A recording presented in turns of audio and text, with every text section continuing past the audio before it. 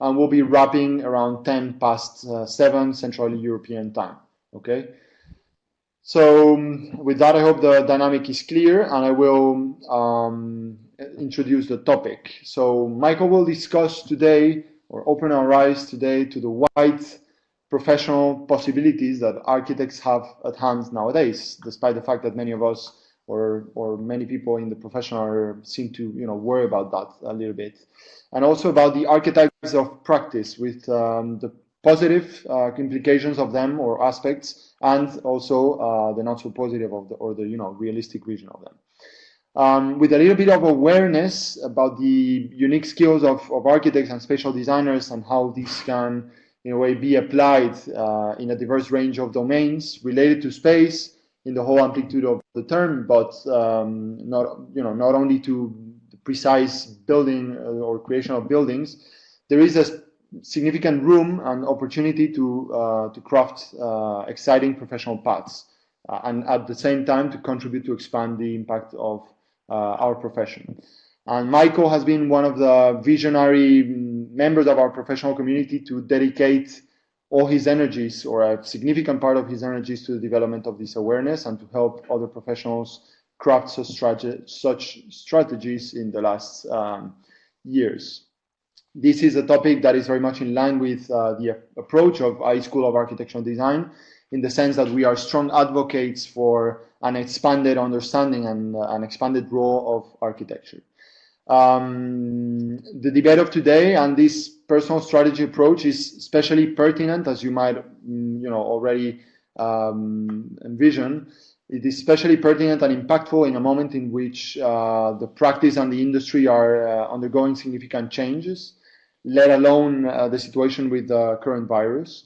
It is a moment in which we are called to really occupy more strategic positions, or we have the opportunity to occupy more strategic positions in the value chains of construction, of design, of the making of a city, and so on. And that can, on the one hand, open opportunities for the most well-focused and active professionals and for the realm. But on the other hand, it's also a moment to, if we are not active as we should, give them away to other realms with the consequent opportunity costs. So as you might be aware, our profession cannot be self-standing in a way and isolated.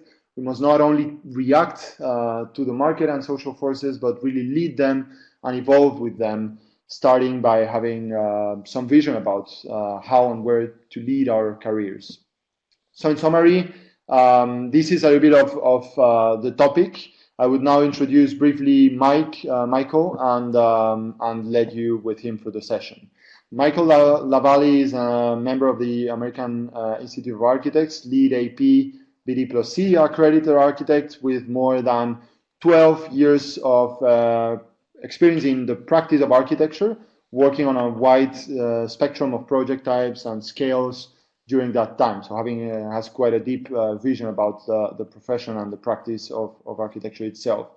His work now is guided by the belief that an architect's voice is their most important tool, and is not only active in using his own, but he's especially dedicated to training others to do so, to use their own voice.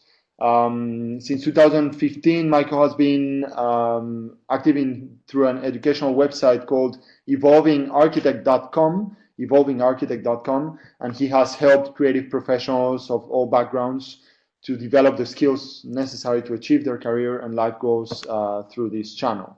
He has also been an author, a guest author for Archetypes, Young Architect, and the AIA National Young Architects Forum. And currently, or most recently, he has founded a podcast with architect Timothy Ung called Unpacking Design, unpackingdesign.com, to share this passion for all things design. So he's also very active and looking forward to engage in social networks, especially on Twitter through LaValley. So without further ado, I'll give entrance saying that we're very lucky to have you, Michael, today with us for this lecture, and please asking everyone through a digital applause to join me in welcoming Michael. Michael, the stage is yours. Thank you. Thank you.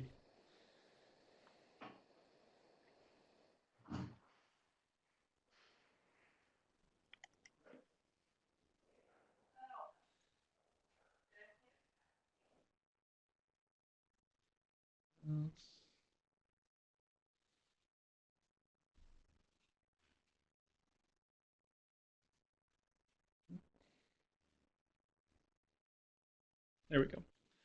Thank you very much, Geronimo, for having me here, and I really appreciate it. Today's topic is about architect archetypes, the epic careers for architects today.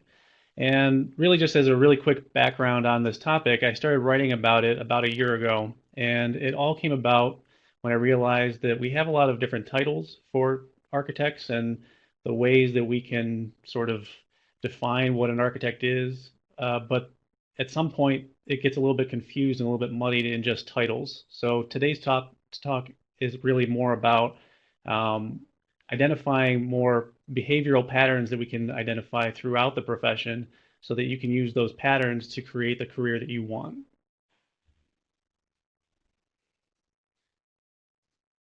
So, have you ever asked yourself what to do next with your career? When we leave architecture school, and I think a lot of people deal with this, no one really directs you where to go. There's no set path or guide. We have to find the path for ourselves. So today, you know you're in the right place if you're interested in building an epic career in architecture that fulfills you.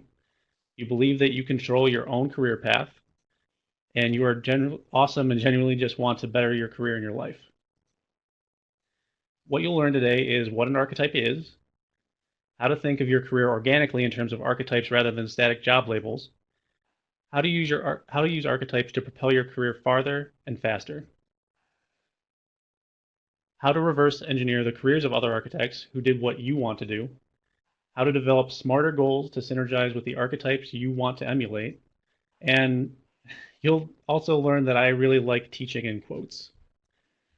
Case in point, um, this is a quote that is actually on, you can see it actually on my bulletin board back here.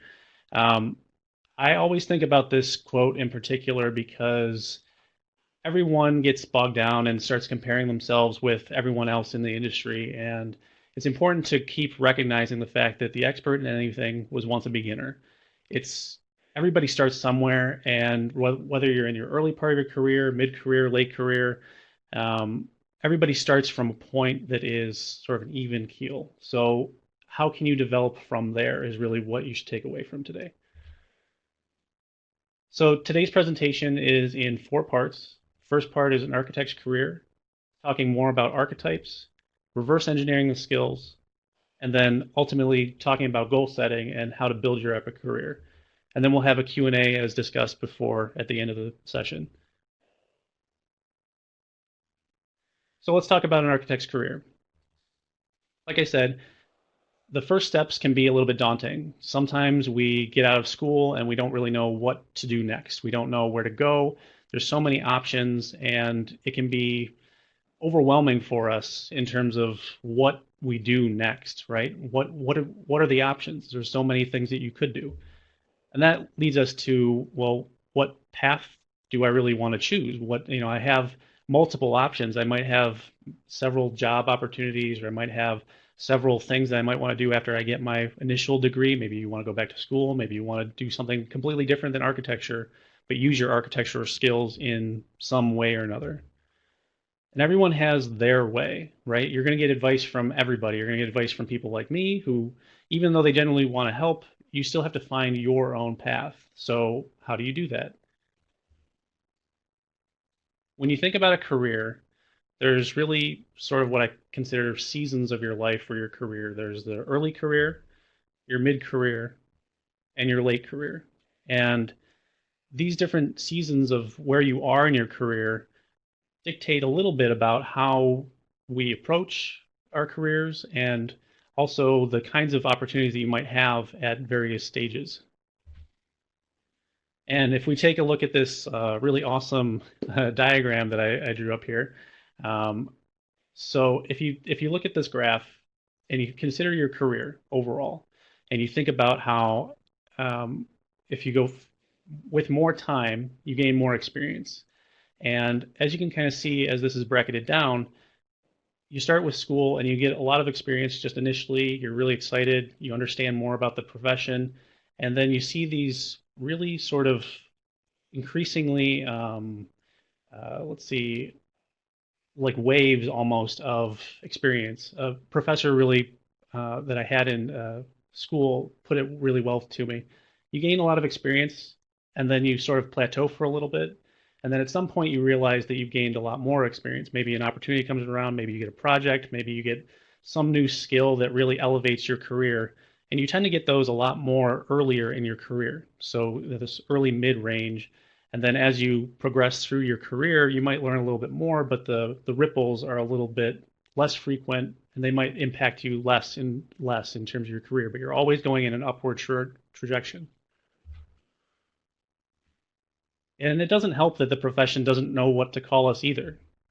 So, are you an architect, a designer, a job captain, CAD ninja, any number of other things?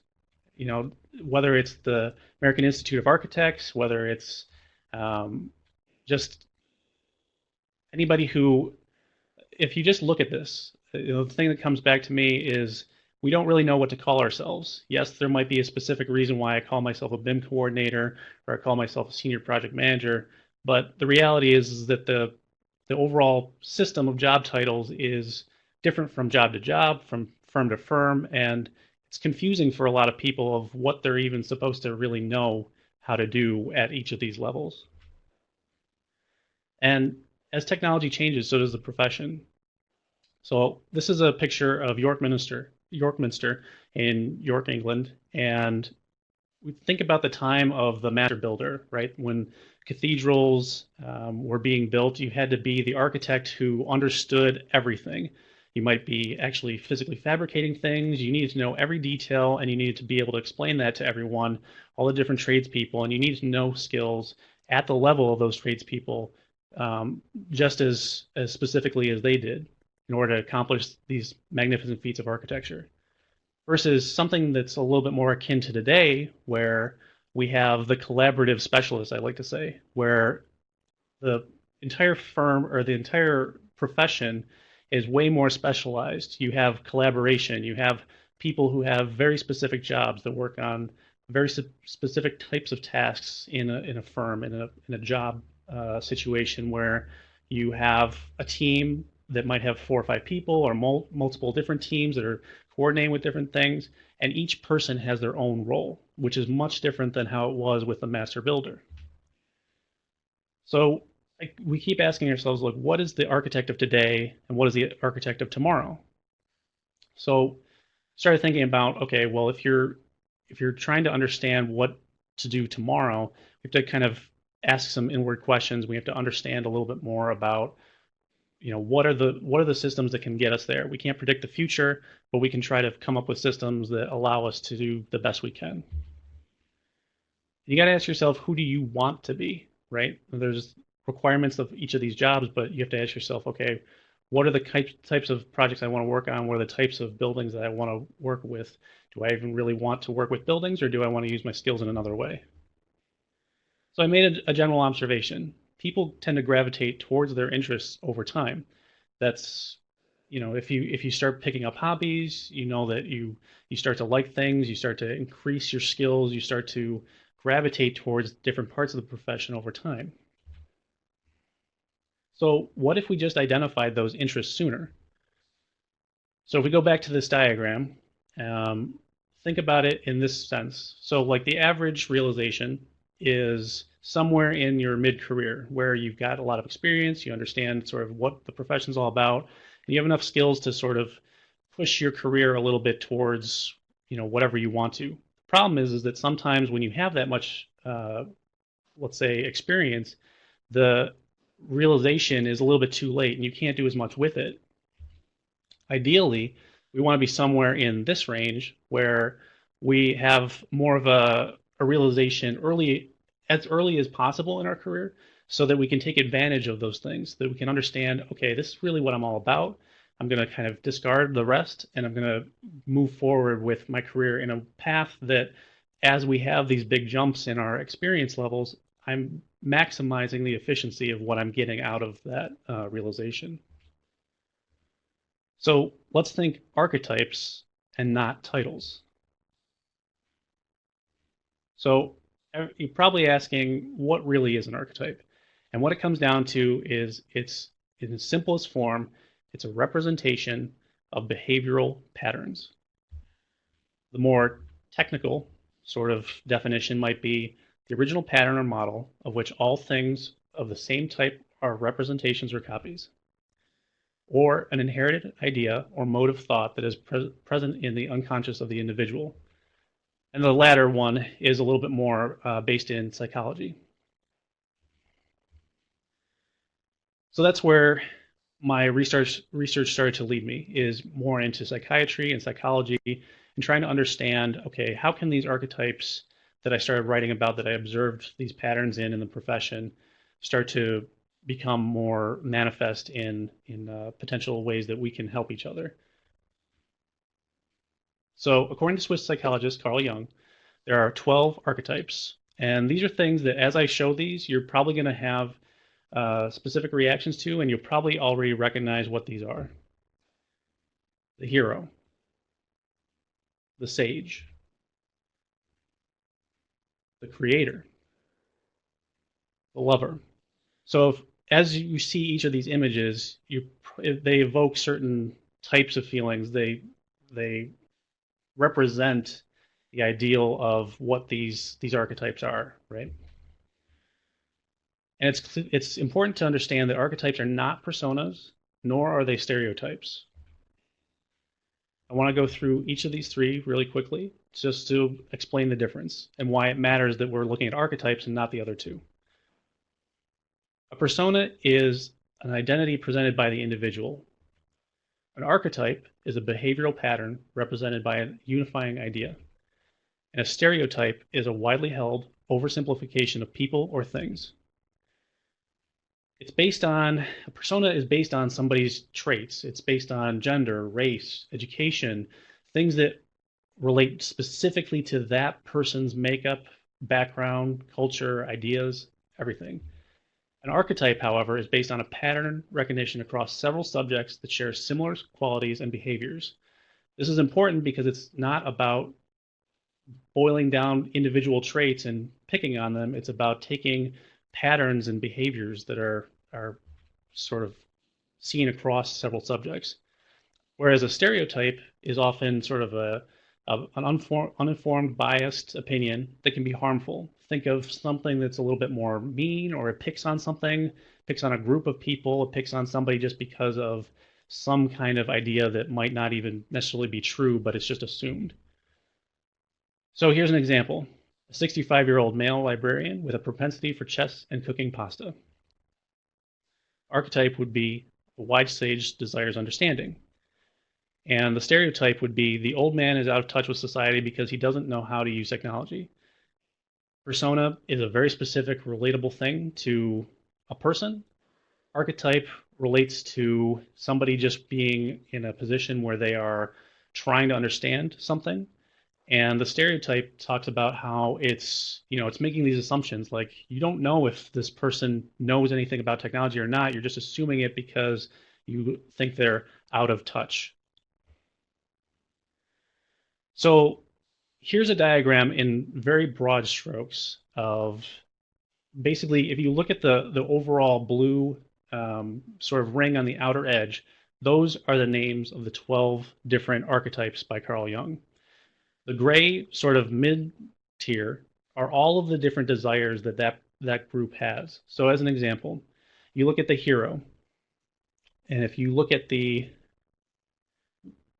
hero and you look at what their desire is, they desire mastery. They desire mastery of their skills, they desire mastery of their abilities, they desire the propensity to do as much good as they can. And they are ultimately, as you can see with these sort of wedges that are created, there's quarters in the different 12. So these three are all ultimately more inclined to care about legacy, whereas, say, let's go to the lover, is their desire is intimacy with people, and they ultimately desire connection.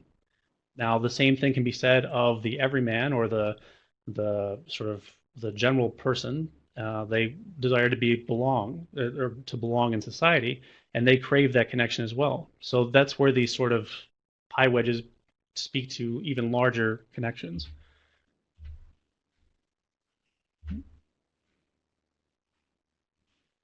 So most fundamentally, an archetype is a behavioral pattern and the reflection of that behavior in a story.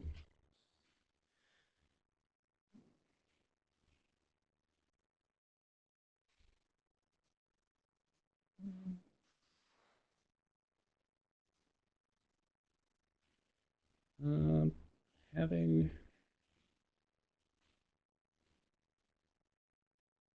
oh, going a little crazy. Sorry, folks. Um, missing one image here. 1 second.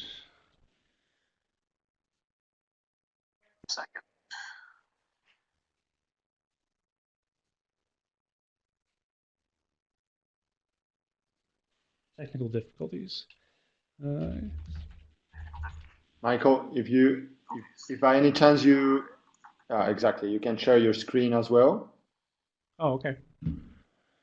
If you have if you have the image and it's for some reason not showing up in the PDF, you can share your screen, or Diana is now doing an upload, so I hope it will work. Okay.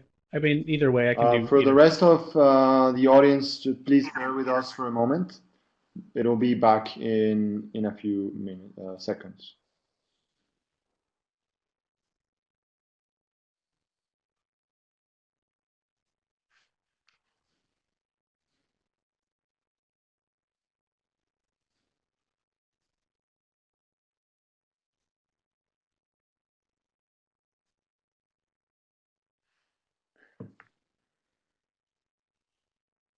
Yeah, so apparently the whole world is, pushing the bandwidth of all the operators to its limit. So I think we all part of the role of staying at home is as well being a bit more patient than usual. But we will resume in a minute. I think Diana has the progress, so is following the progress of the upload, and we will be back on our feed in a moment.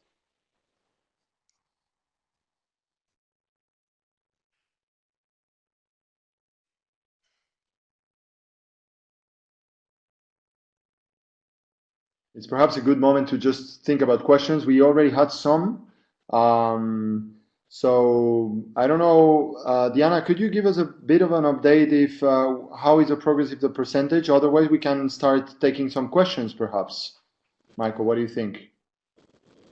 Yeah, we could take some questions. I mean, want to just talk about where it is so far? Yeah. So let's do that while Diana helps us to recover that. We are already collected some questions that I think we can address, and when the presentation is back, we can just stop with the question addressing and then resume, and then we'll keep going afterwards in the Q&A. So if you want, I could just recover some of them. At the beginning, we had Kubaib, who was asking, does learning too much software will make you a better architect and raise your chances? And it seems like we're back now. Okay, so let's try to find the slide in which you were. If you know the number, you can directly type it in the lower part of the bar. If you see, This is a guess. yeah, that was Hey, fine. look at that. Okay, there we are. Yeah, we're good. Okay, Okay, awesome. So great. I'll mute my microphone. Yeah, sure. All right, so let's see. Sure, here. So one of the things I want to talk about that I think will relate to a lot of people, and I hope you can see all these different characters. So like the ring is still the same, and the different kinds of sort of relatable. Let's see, get the arrow here. The ring is the same. The only thing that's different is that you're seeing more of the color coordination between these uh, sort of the outside ring into the center. And if you think about the ways that these archetypes are formatted in literature and film, and I chose film today because I love movies and I love film, and I think it's really relatable. So, as an example, if we go back to the hero and we talk about mastery, a representation of this in film might be Maximus from the film Gladiator, where he's trying to master his skills, trying to master his abilities, and ultimately he's concerned with the legacy that he's leaving. And in the same sort of pie wedge, something that could be relatable to that is, in a completely different sense, is the outlaw. And if you think about Jack Sparrow from the Pirates of the Caribbean movies, he's interested in liberation and freedom. And ultimately, he's trying to still create a legacy for himself, but it's a different kind of legacy, right? It's a different way of seeing the world, but it's still within that same kind of sense, right? So, so how can we apply these ultimately to architects, right? How can we see the different ways that this applies? I think that's really the crux of today. Now, an observation is that architects follow career patterns that can be replicated. And this is kind of where that archetypes conversation really started. Archetypes reveal, again, behavioral patterns. The following archetypes represent patterns observed in the profession. Now, there may be more, there may be fewer, but ultimately I came up with 13 different archetypes that I wanted to discuss today. They are the generalist, the teacher, the entrepreneur, the designer, philosopher, technician, volunteer, builder, manager, scientist, operative, protector, and marketer. They're not in any order. They're not in any specificity in terms of what they, relate to in terms of the profession. I think the important part to consider here is that they all are equally weighted in general, but that you might have a reaction to them as we discuss individual ones more than others. Take a little bit of a note as we talk about them to see which ones you relate to the most, because that might give you a clue as to the kind of architect that you want to be. Now, I'm not going to read through all of these, but I'm going to just sort of broad stroke go over these, and I'd appreciate if we go through these, we'll have a couple seconds for each slide to just sort of take in each slide. But overall, the generalist seeks the knowledge of a broad range of topics across the profession. Their desire, and we'll have a same format for each of these. We're going to talk about what they are, their desire, their traits, and then have a practical example that I think might represent this archetype, similar to how we talked about the film archetypes. Now, the generalist, in my mind, is a person who represents somebody who is the jack of all trades, right? Master of none, jack of all trades, relies on a team for help, but they also are trying to have enough of a broad range of topics that they're interested in that they create sufficiency for themselves and that they're able to adequately sort of understand the entire profession, right? Practical example might be Norman Foster, Foster and Partners. The teacher. Now, again, going back to the difference between, just as a separate note, difference between personas, archetypes, and stereotypes, these representations are just sort of icons. They could be men, women, any sort of race, any creed, any culture. These are not applicable to just one specific type of person. They're potentially applicable to any type of behavioral pattern. So the teacher seeks to pass on the lessons of architecture to the next generation in order to preserve and advance the profession. If you think about it, the teacher ultimately wants advancement. They want to pass on that knowledge so that someone else can preserve the profession, so that we can teach each other the lessons that we've learned, so that we can essentially adapt and evolve the overall profession, but also just preserve the sort of fundamental, I guess, overall consistency of the profession itself. The entrepreneur. The entrepreneur seeks to develop successful business through the practice of architecture. And if you think about it, they're not necessarily just focused on money, they're focused on prosperity. They're focused on the desire to make sure that everyone in their office or in their firm, or even just between firms and owners and contractors, that everyone is successfully having sort of a positive impact on each other, right? And money does come into it, but it's also about creating different modes, different markets to practice in, and creating this financial viability. The designer. Now, I think the one thing that I would say is that most people consider themselves to be designers, and while they could be partially, I think that the designer specifically as an archetype seeks the advancement of the profession through a process of pure invention, of just pure creation within the profession. You'll be the person who is always drawing, always modeling, and not necessarily concerned about the things that are more maybe businessy or markety, but are more about the purest sense of design, right? And they often, because of that, develop a signature style. So think of Corbusier, think of Frank Gehry, think of people who have that signature style that is sort of brought up over time. The philosopher seeks the answers to question in the design that few are brave enough to ask. They desire enlightenment. They desire the sort of ability to understand the world better through proposing different kinds of ideas that might seem radical upon first glance, but are important to pushing the discipline forward. If we don't question things, then how are we ever going to move past where we are, right? And a practical example might be Robert Venturi. The technician. This is a really important role. They seek control of their craft, very similar to the hero archetype that we talked about before. They seek mastery. They seek the ability to take what they are practicing and to really understand all the technical aspects of a project so that they can realize a physical project, realize the project to completion.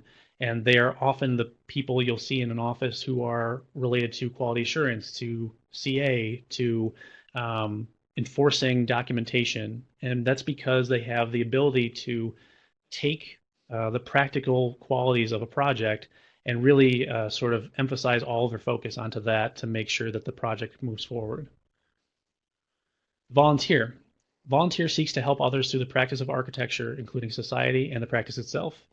They desire service. They desire the ability to connect to people and the profession through their advocacy, right? They're trying to build communities. They're trying to put themselves out there so that they can inspire other people and bring together a cause that is larger than themselves. They're not necessarily worried about the individual ideas. They're worried about things that will affect larger practices. The builder. The builder seeks fulfillment in design through the process of tangible construction. Ultimately, I think this is similar but different than the designer because it's about making. It's about physically creating details, about making mock-ups, about creating experiences through the fabrication of details, right? Tom Kundig from Olson Kundig is a perfect example of this because I think he represents the kind of ideology where he's learning through the practice of building these mock-ups and being out there and creating custom details. The manager. The manager seeks to create successful projects through the guidance of others. They desire control. Now, if you think about this, think about a project manager that you might have worked with. Think about someone who's trying to shepherd a project. They may have a specific set of skills or a general set of skills, but they're interested in creating the most optimal results, the most positive results for a project, regardless of what their background is. An example of this might be Gordon Bunshaft from SOM, also designer of the Lever House in New York. And this is a very important role because it's someone who isn't necessarily interested in all the design aspects, but they're interested in making a project successful regardless of what their background is.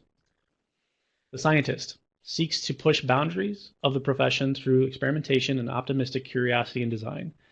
Again, this is a little bit different than some of the other archetypes, but very similar in some ways. They desire innovation, which I think is not the same as creation, pure creation like the designer, but it's a nuance where they're trying to understand different kinds of design. They're relying on not only their experiences, but also data.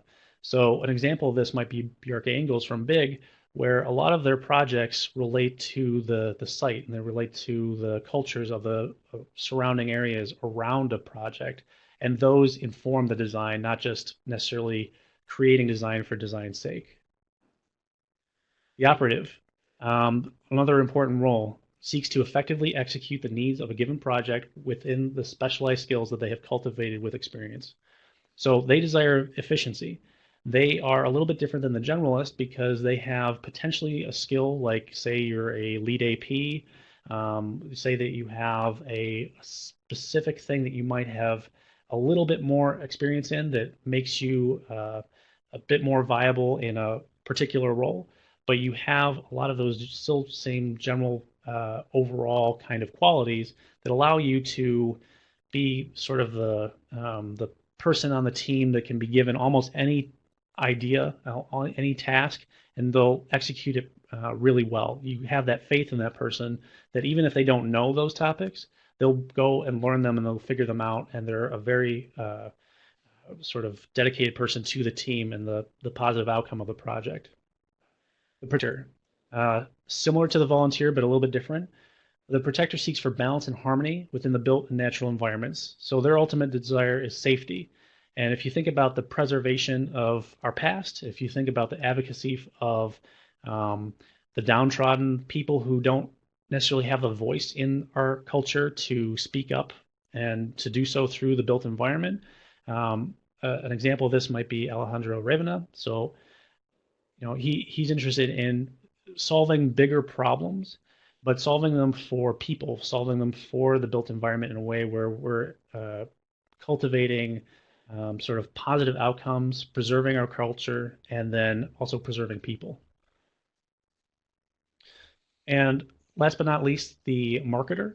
The marketer seeks to unify the profession with the people who use and support it. And ultimately, he desires connection, or they desire connection, excuse me. They establish sort of a face for their firm to create positive development, and they have the ability to really sell a project, to sell the idea of architecture within the context of either the internal or of external forces to people who might not necessarily know a lot about architecture.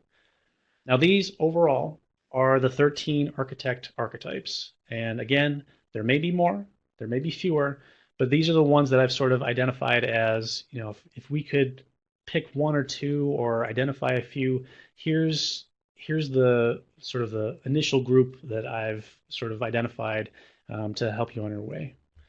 So from here, we can see on the same sort of wheel, excuse me, that they have, their own identities.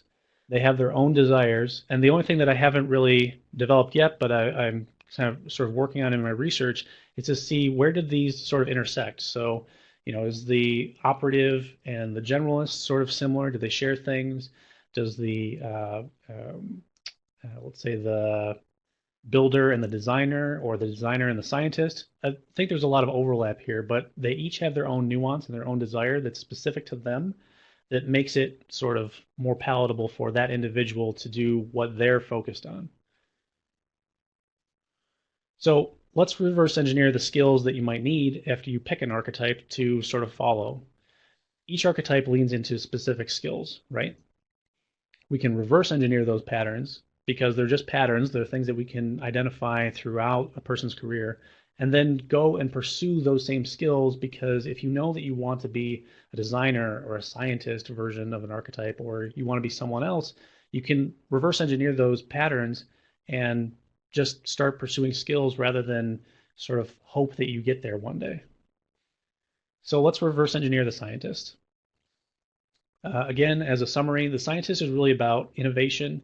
They're really about curiosity and design, and they're optimistic ultimately that their research and their data and their experiences will create better levels of design. So here's a little bit of a breakdown of Bjarke-Ingels that we're going to talk about right now. Bjarke-Ingels, again, the scientist seeks to push the boundaries, and they're very optimistic and curious in design. For anybody who isn't aware, Bjarke-Ingels is the world-renowned architect and founder of BIG, Bjarke-Ingels Group. And this is from an excerpt from their website, but basically what it comes down to is that Bjarke believes the idea of information-driven design as the driving force for his design process. In the big picture, architecture is the architecture is the art and science of making sure that our cities and buildings fit the way we want to live our lives.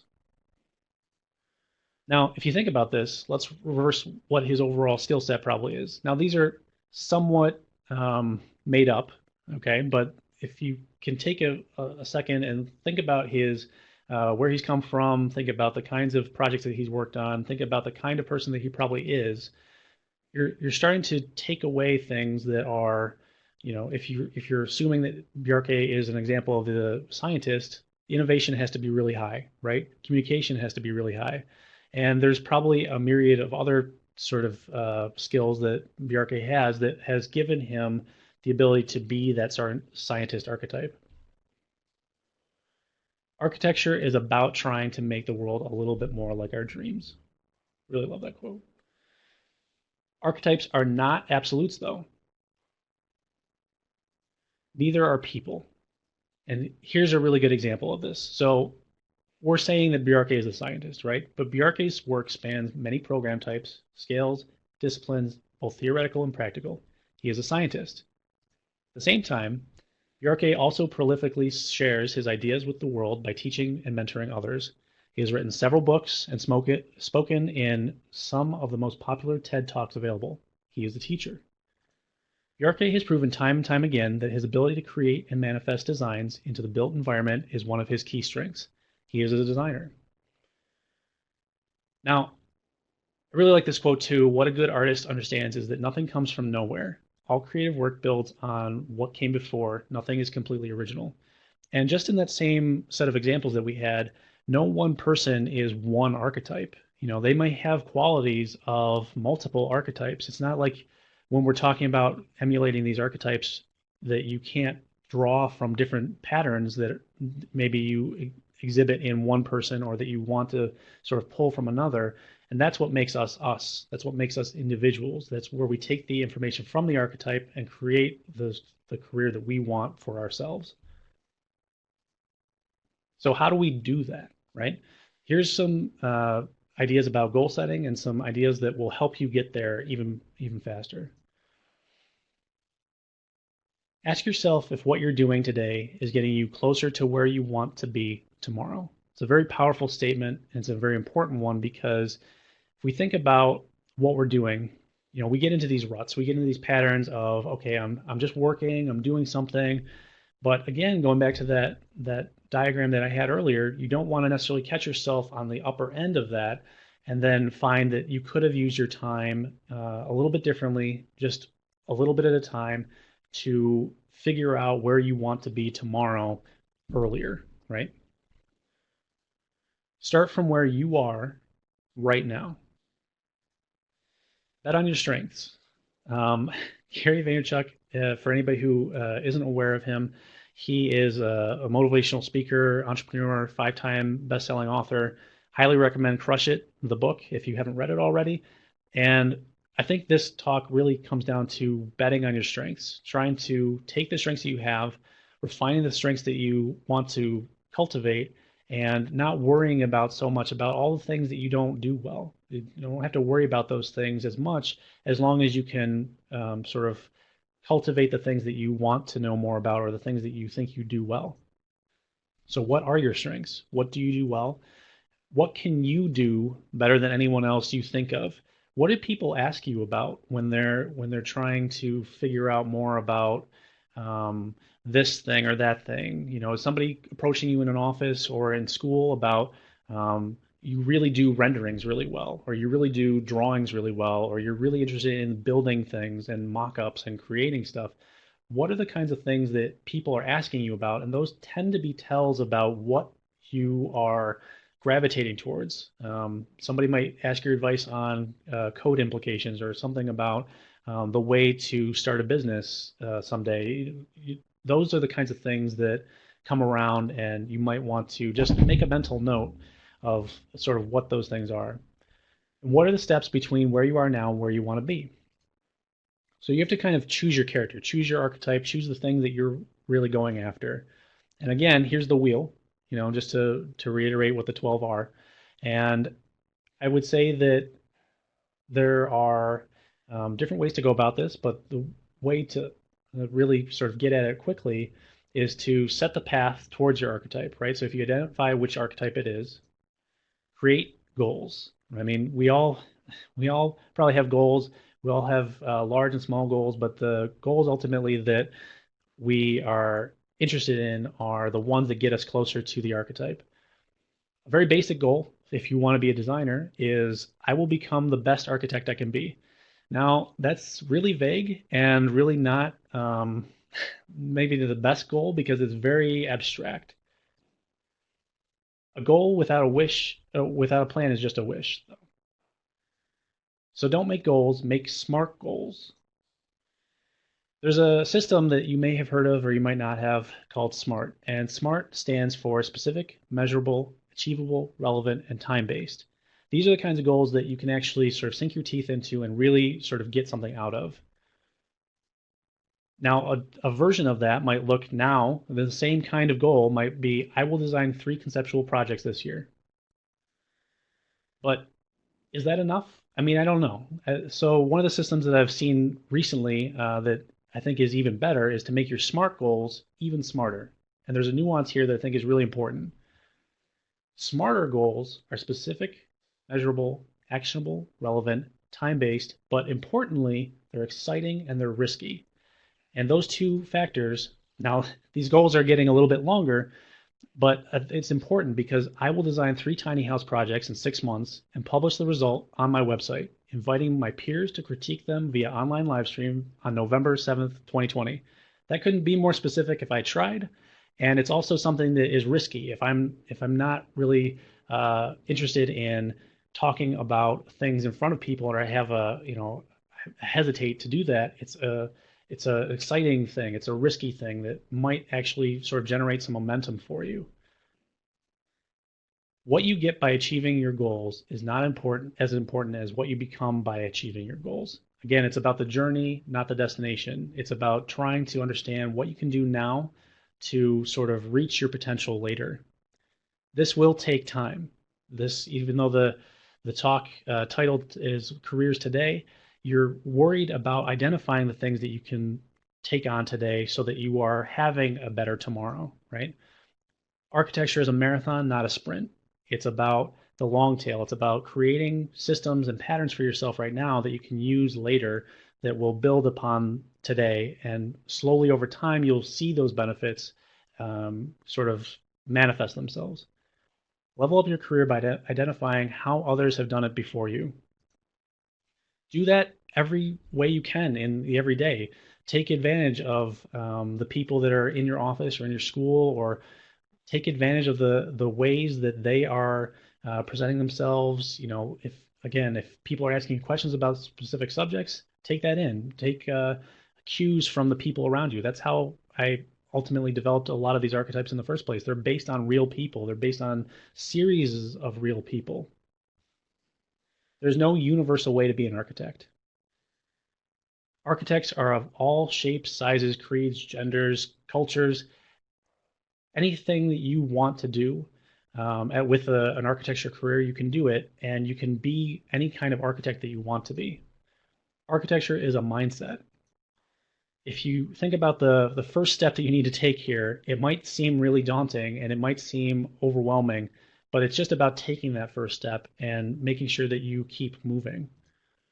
Use this as a guide, not a fixed truth. I mean, these archetypes are potential systems for you to use, but again, if we go back to the Bjarke example, Bjarke isn't necessarily one type of person. You have to think about overall what are the systems that you want to create for yourself to manifest the potential that you want for yourself through those archetypes.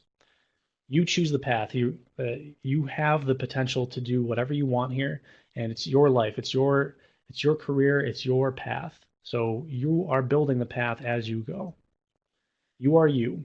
It comes down to be you. Be the person that you want to be. Don't take on all these qualities haphazardly. Try to experiment, but ultimately to add your flavor. What makes you you in a way that you can sort of take the archetype and then create your own persona, create your own version of that archetype.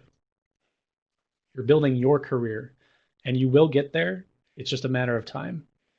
So here again are the 13 archetypes. They all have varied interests. They all have varied desires. They all have varied ways of understanding the world. Being epic isn't about the scale of your career. Being epic is about bringing out the best in you so that you can thrive and that you can bring all those qualities back into the world through architecture, through design, through creativity, however you want to manifest them. Be the hero of your own story. So just to put a bow on all this stuff, measure your career based on progress, not labels. Find inspiration from those around you. Emulate the real people who possess the archetypal qualities you want for yourself. Build your skills from the ones you already have. Identify your archetype, the one or two that might relate to you the most. Set smarter goals to pursue it and see where the path leads. Adjust as needed and enjoy the journey. Thank you.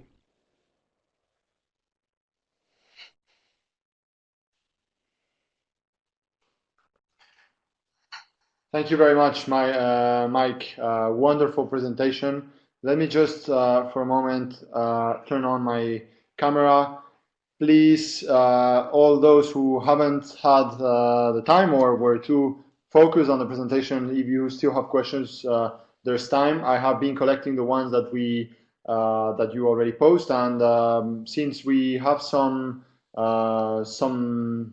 quite a number of questions, I suggest that we can just keep going, and then if there's any time, I will do a short commentary at the end.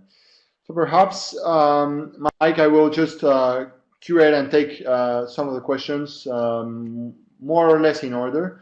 There was one by Kartik that was actually a series of questions that was quite interesting. It was how to change or move into a different archetype if we want to, or should we? That's part of the question. Would it be going against our own inert nature if we desire to change? Sure. So the way that I would think about this is that I would almost take the one that relates the most to you, the one that seems to fit your profile the most, or the one that you want to go after, and then ultimately it's experimenting, right? It's not about knowing exactly that that's the archetype I'll be forever. It's about taking the sort of overall process, taking that for a little bit of time just to see if that's what really works for you, and then maybe experimenting. Maybe you're using a permutation of multiple archetypes, two or three archetypes, where you sort of like the Bjarke example that I had. You don't have to be one archetype. It's not about following the single archetype. It's about taking maybe one as your primary sort of vision for yourself, and then supplementing that with other skills or other ways of thinking. But I don't think there's anything wrong ultimately Good. about Thank you. switching midstream. Uh, Yeah, that kind of links to one of the main thoughts I have from this presentation that I think makes it so wonderful, which is that it's a presentation that doesn't stop really in its content, in what you see or in the framework, but it's a presentation to work with actually for a really long time, I believe. If you take that seriously, it's really a path, as you were saying, right? And defining that is part of that work. So. I totally agree with what you say, definitely. There are other questions that I will perhaps pack. One from Isabel Hankart and another one from Andreas. Isabel Hankart asks, as a sole practitioner and during previous career, I feel I have traits dash relate to all archetypes. Do I need to focus on one or a few? And on the other hand, I am packing them because they come from different ends, but in the end, it's the same question. Andreas asks, what are some good career paths for the, no, sorry, give me a moment. Yeah, so I think Paola was asking, if you are still new to architecture, how can you begin to identify your strengths or skills? So it's like, in the end, how do you identify the core in which you should stay and work from, both being at the beginning of the career and in mid-career or late career? Yeah. No, it's great questions. I think the place where I would start from is, okay, so if we know that um, we might have a lot of the qualities, like I actually feel like I possess, several of the qualities from many of these archetypes, right? I feel like I naturally fall into one or a few of them. As an example, I tend to fall in the teacher role just because I really like sharing my passion and my knowledge for the profession with other people in, media and ways like this, where naturally I just kind of have that tendency that I've noticed over time. I like helping people. I like helping people understand more about the profession. What I could say is if you're starting out or if you kind of feel like you have multiple things that you might relate to, I would actually argue that maybe just trying one for a couple months, just trying one for, trying to go in all in as much as you can on one or two, just to see if if I go back to the example of you probably have a very sort of visceral reaction to what I was talking about in terms of which archetypes relate more to you.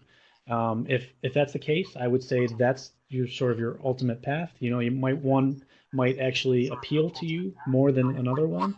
If you feel like you don't know at all which ones to start with, I would say just pick one. And if it doesn't relate to you, then you know that that's not the one that you want to pursue. Careers that might relate to it, if you are interested in being the builder, you might actually want to get a job directly in construction so that you are understanding the tactile sort of makeup of physically building something. Maybe you're a cabinet maker, maybe you're somebody who's using your architectural skills to physically produce a product. And then if you don't like that, then you know that you're probably not the builder archetype, as an example.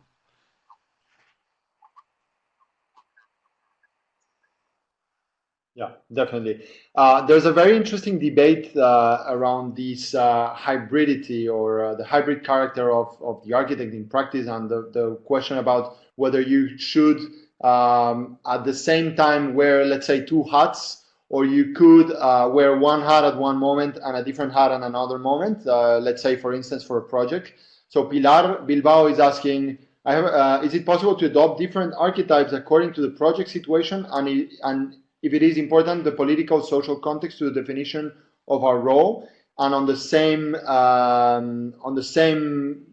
kind of topic, but from a more general point of view, Roba was asking, can an architect have more than one archetype? Yep. Oh, it's a great question. They're great questions. So, as an example, practically every day I work as a project manager on a series of, our firm does mostly K through 12 schools, right? And I'm a project manager overseeing a team that I wear that hat as the manager in that role. But when I leave that role, or maybe I'm on a different kind of project or I'm doing my own work outside of the office, whether it's for Evolving Architect or just my own conceptual projects, I take on a different role, right? I think it's possible to switch between the two. So I treat myself a little bit more like the scientist role, where I'm experimenting. I'm trying to figure out more about how to better my design qualities and to push my design qualities forward with like a curiosity, an optimistic curiosity that I was talking about. And I think that it's possible to shift either in between projects or between things from one hat, like you said, to another, or it's also potentially it's possible to take that mode and just go all in as I want to be the entrepreneur or I want to be the designer.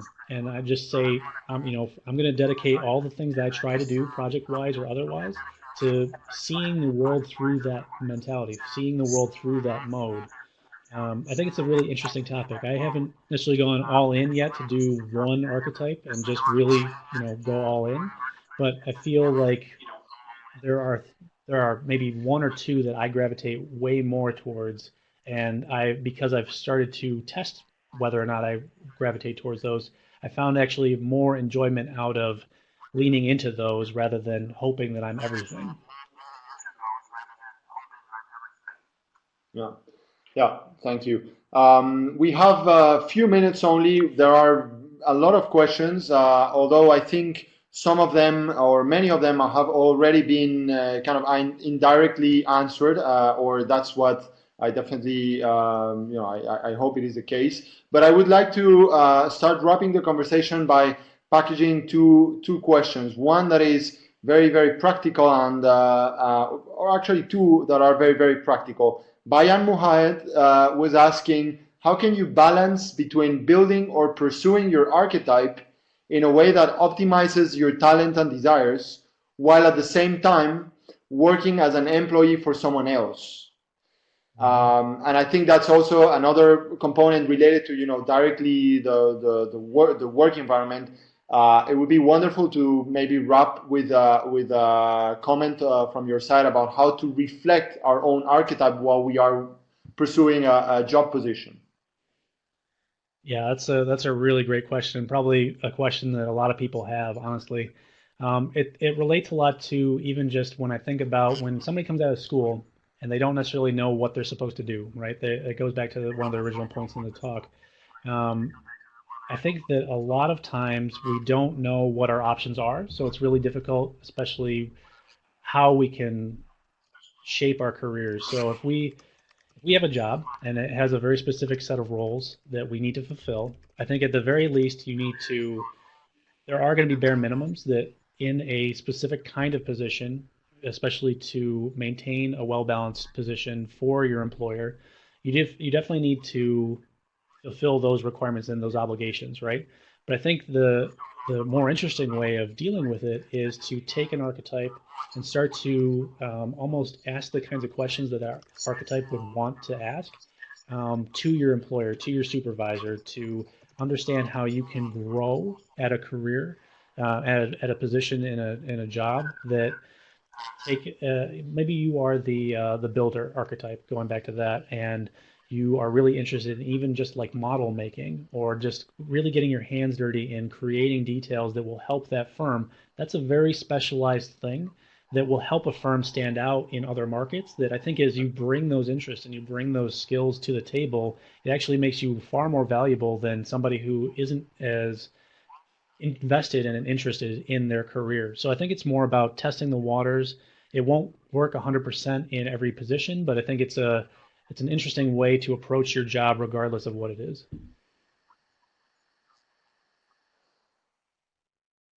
Yeah, thank you, Michael. I think this brings us to a very interesting point for, unfortunately, to wrap the conversation, but mainly, a good sign of how impactful this topic is that people keep asking questions, and I really want to thank everyone for your participation, and Michael for your wonderful presentation, and which as I said, is really something that we can use to really work in our own path for quite a good amount of time, and hopefully that produces outputs that are tangible. I think it's also quite timely in the sense that, and linking back to what I was saying at the beginning, I don't know, Michael, if you would agree with me, but in this moment, one of the key challenges of our profession and of the realm of architecture is really defining or understanding, having a self-awareness as a realm of what are the specific skills that architects really have in their different hats,